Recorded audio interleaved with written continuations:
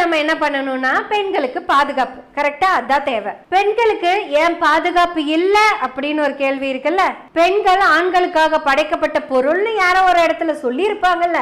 அப்புறம் பெண்கள் பாவயோனியில் பிறந்தவர்கள்னு வேற எங்கேயாவது எழுதி வச்சிருப்பாங்கல்ல. இப்ப நம்ம என்ன பண்ணணும்னா இந்த பெண்களுக்கு எதிரான சிந்தனைய நாம மாத்தணும். இங்க ஜெண்டர் ஈக்குவாலிட்டிய பத்தி நிறைய பேச வேண்டியது இருக்கு. ஒரு பெண்ணோட உடம்ப அவளோட அனுமதி இல்லாம யாரும் தொடக்கூடாதுங்கிற அறிவியல் கண்ணோட்டத்தை இந்த மக்களுக்கு இடையில வளர்த்தணும்.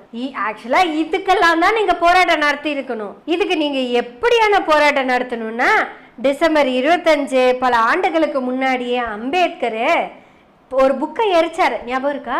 அந்த புக்கை திருப்பியும் நீங்க கொளுத்தணும்னு. அந்த புக்ல தான் ஆணுக்காக படைக்கப்பட்ட பொருள் தான் பெண் அப்படின்னு எழுதப்பட்டிருக்கு. அந்த புக்கை தான் இந்தியாவில் இருக்கிற எல்லா சூத்திரர்களோட தலையிலையும் திணிச்சு வச்சிருக்காங்க. இன்னும் சொல்ல போனா ஆண்களோட தலையில